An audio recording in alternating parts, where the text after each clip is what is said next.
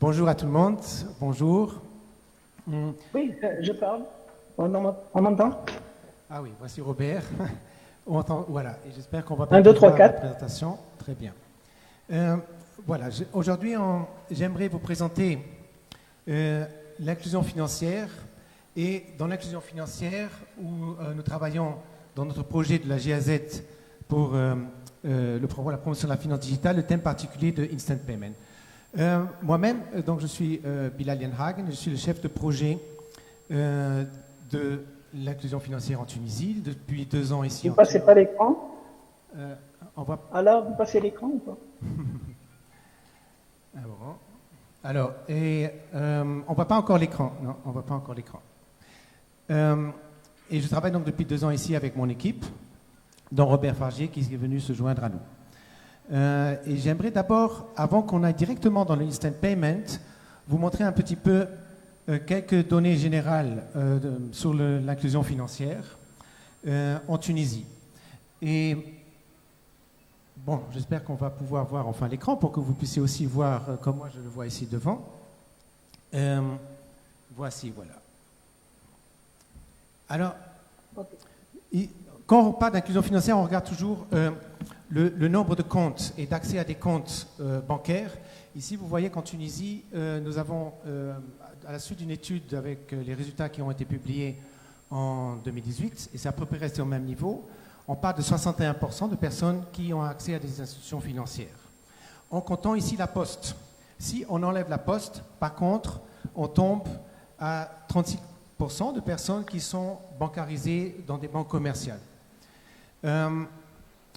Et si on compare ce chiffre de 36%, par exemple, par rapport à des marchés européens comme l'Autriche, là on est à 98%. L'Allemagne, maintenant, ces dernières années, ont monté à 99%. Si on jette un coup d'œil au niveau du gender gap, comme on dit en anglais, on a aussi un écart très important entre les femmes et les hommes. Donc si on regarde sur les 61%, par exemple, au niveau des femmes, on est seulement à 51% de femmes qui ont accès à des institutions financières pour 71% d'hommes. Par contre, au niveau de l'usage est beaucoup, beaucoup plus bas. Donc si en Tunisie, l'accès est, disons, pas mal déjà, grâce surtout à la poste, au niveau de l'usage, vous voyez que, Robert, il faudrait revenir au slide précédent encore, on n'est pas encore à celui-là, on est seulement à 9%. Donc là, il y a beaucoup de travail à faire, pas seulement à l'accès, mais aussi à l'usage. Et un des outils très importants, c'est la finance digitale, avec le e-wallet. Et en Tunisie, nous avons un bon... Vous ne présentez pas mon écran, n'est-ce pas? Si, ça va. Il faut juste que tu reviennes à 2 slides en avant, auparavant. Et alors là, on est à 112% de pénétration de téléphones classiques et à peu près 80% de smartphones ou de future phones, comme on les appelle. Donc le démarrage et aussi la couverture d'Internet dans le pays est pas mal du tout pour faire de la finance digitale. Au niveau, par contre, de l'accès ou de l'usage à des services digitaux financiers, là, on est à peine à 3%. Et maintenant, ne bouge pas, surtout, Robert, reste là où tu es. Voilà.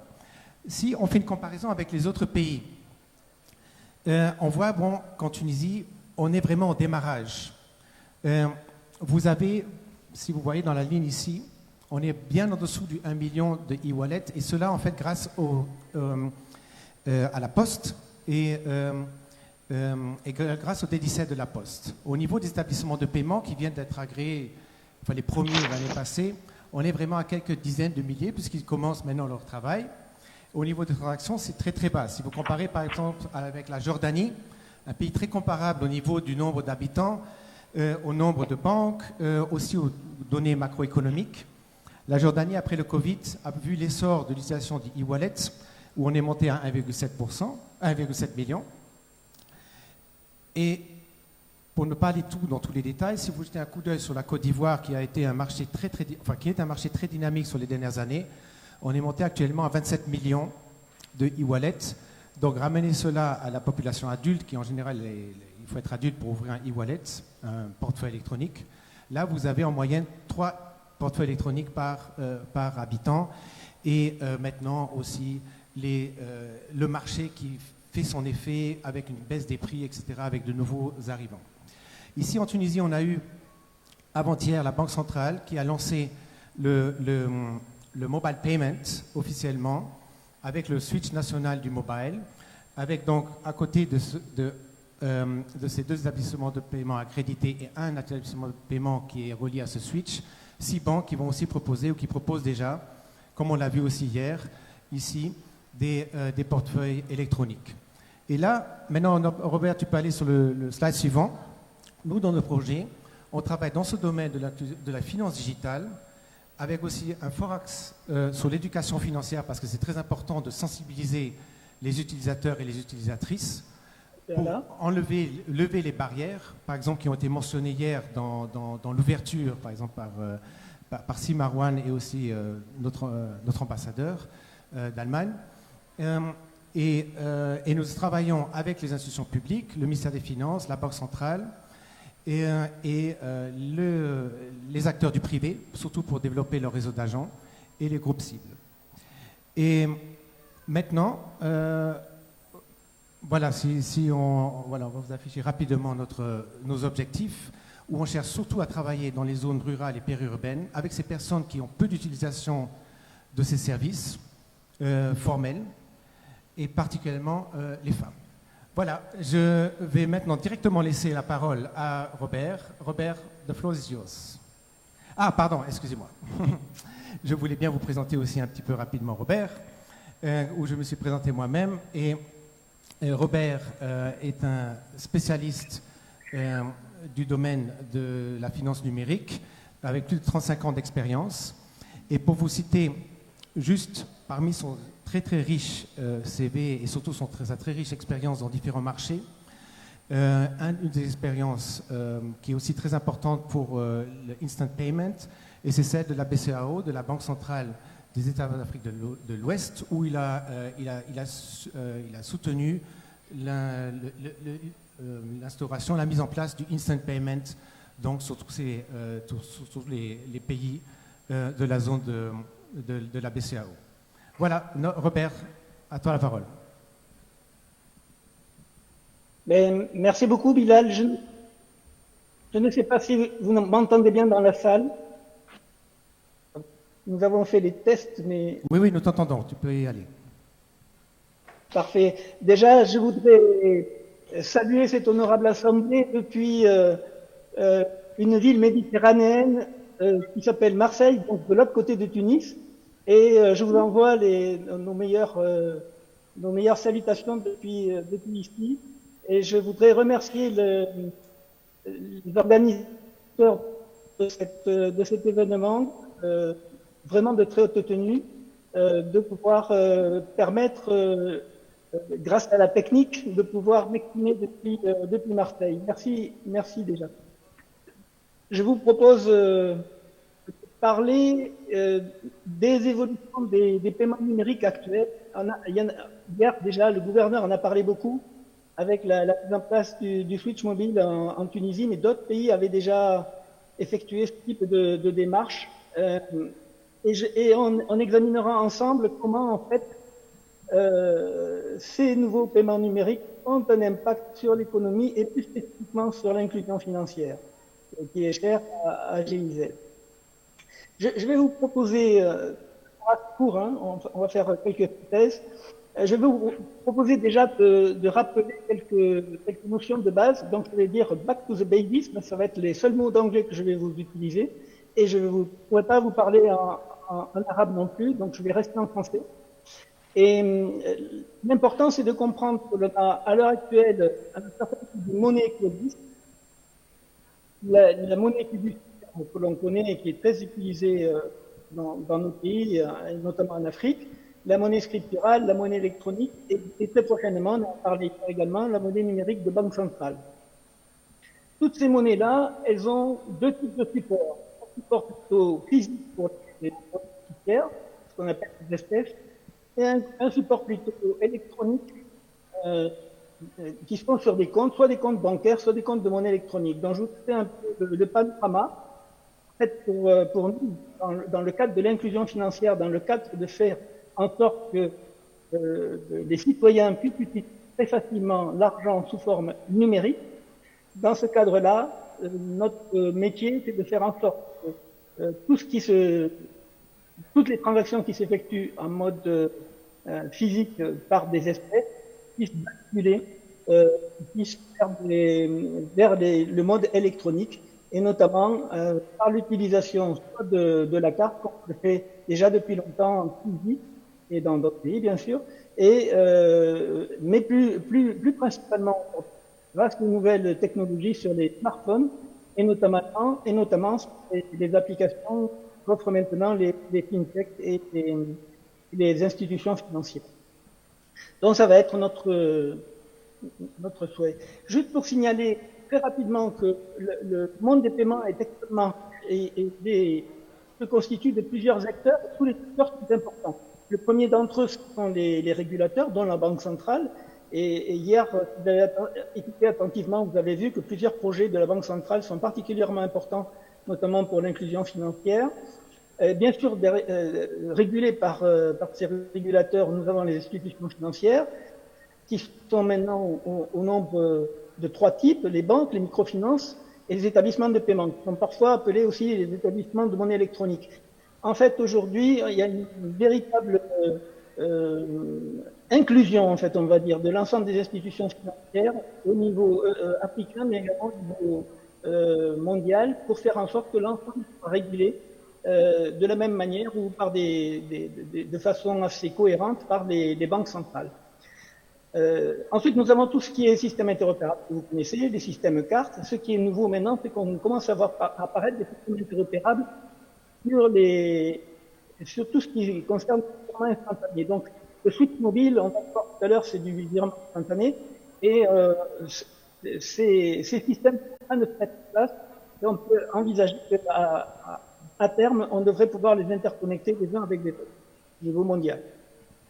Bien sûr, les opérateurs télécoms, je vous rappelle que sans technologie, il n'y a pas de numérisation, c'est-à-dire il nous faut des opérateurs comme il nous faut des ordinateurs, il nous faut de l'électricité. Si on oublie ça, effectivement, on va avoir du mal à progresser sur l'inclusion financière. On a également assisté les intermédiaires de paiement, dont les FinTech, dont l'apport, on l'a vu hier également, dont l'apport au niveau des paiements est extrêmement important, il est extrêmement puissant en fait. Dans ce... Et enfin, je citerai Internet, pour l'instant plutôt calme au niveau du continent africain, mais qui commence à devenir extrêmement agité au niveau mondial et dans certaines régions en Europe ou aux États-Unis ou en Asie. Donc, vous voyez qu'on est dans un écosystème riche. Donc, dans le paiement numérique, moi, je vais vous parler des services numériques. Je vais vous parler des paiements, mais rappelez-vous que de ça, on vise la tous les services financiers, y compris les comptes et l'épargne, y compris les crédits et les microcrédits. Ça a été fait, par exemple, en novembre 2021 par le Kenya, qui a distribué un mode interopérable microcrédit avec un crédit notable. Et puis l'assurance et la prévoyance. En fait, le but du jeu, c'est d'arriver à numériser l'ensemble des services financiers, que ce soit au niveau des institutions financières ou même, dans certains cas de figure, des comptes que l'on peut. Je voudrais faire un point important, qui est le virement instantané, souvent appelé mobile money ou souvent appelé par d'autres termes de ce type-là. Ce sont des transactions un peu disruptives parce qu'elles utilisent le mode en anglais que l'on utilise, que l'on appelle de push payment. C'est-à-dire c'est un paiement qui est initié par le payeur et non plus par le payé, qu'on avait l'habitude de faire à la carte. Donc dans ce cadre de virement instantané, le payeur a quand même dans ce cadre-là la possibilité de faire des demandes de paiement en temps réel ou en temps différé, notamment via du QR code, qui est utilisé notamment en Asie, en Chine, mais qui est de plus en plus utilisé également, et par une transaction qu'on appelle Request for Payment, qui est de l'ISO 20022, et qui permet également de pouvoir faire une requête directement au payeur à travers Internet. Donc la grande nouveauté de ces virements instantanés, c'est que vous puissiez le noter, c'est que dans la théorie, quand le virement instantané est vraiment installé complètement, la Banque centrale ne fait plus de compensation de ce système-là. Le règlement s'effectue en temps réel, institution financière et institution financière, qui permet d'avoir une liquidité de l'argent totale sur les comptes des payeurs et des payeurs, sur les comptes des utilisateurs, des consommateurs et des commerçants, et ça permet de se comporter comme se comportent les espèces, en fait. Dès que je fais la transaction, les espèces sont utilisables par le commerçant. Dès que je fais la transaction par moyen instantané, l'argent est immédiatement utilisable soit par celui qui utilise l'argent en mode personne à personne, soit par donc on a plusieurs types de transactions, personne à personne, personne à personne, personne à gouvernement, entreprise à gouvernement, entreprise à personne, etc. Quelques virements instantanés et pourquoi ce qui intéresse fortement, et notamment quand on parle de l'inclusion financière. Le premier des bénéfices, comme je viens de vous le dire, c'est effectivement de permettre la liquidité de l'argent. Pourquoi cette liquidité est permise? Virement immédiat, stable, et qui se fait dans un temps maximum de 10 à 30 secondes. Et une fois sur le compte du payé, alors il est immédiatement utilisable. L'autre caractéristique, c'est qu'il doit être disponible 24 heures sur 24, 7 jours sur 7, ça, c'est un peu disruptif par rapport aux institutions financières qui n'ont pas trop l'habitude dans leur système d'information de pouvoir apporter ce type de service. Mais le mouvement est enclenché et la majorité des institutions financières sont en train de revoir, on l'a vu hier dans le panel qui parlait des systèmes d'information et de la numérisation de ces systèmes d'information, ils sont en train de basculer. Et la chose importante pour les institutions financières, il faut qu'en même temps que le service soit disponible, il faut absolument que leur comptabilité puisse être en temps réel. Donc 24 heures sur 24, en tout cas la comptabilité auxiliaire bien sûr, 24 heures sur 24 et 7 jours. Autre point quand même assez dont on parle assez peu fréquemment, c'est qu'on aura constaté dans les places déjà, je veux dire, instantané, l'accélération des échanges économiques. Et notamment, quand on remplace le chèque par des virements instantanés entre les entreprises. Les délais de traitement sont bien plus rapides et les échanges de biens de services se font d'une manière beaucoup plus fluide et beaucoup plus rapide. Je pense que la Tunisie va bientôt profiter du nouveau système installé par la FMT pour constater ce changement également.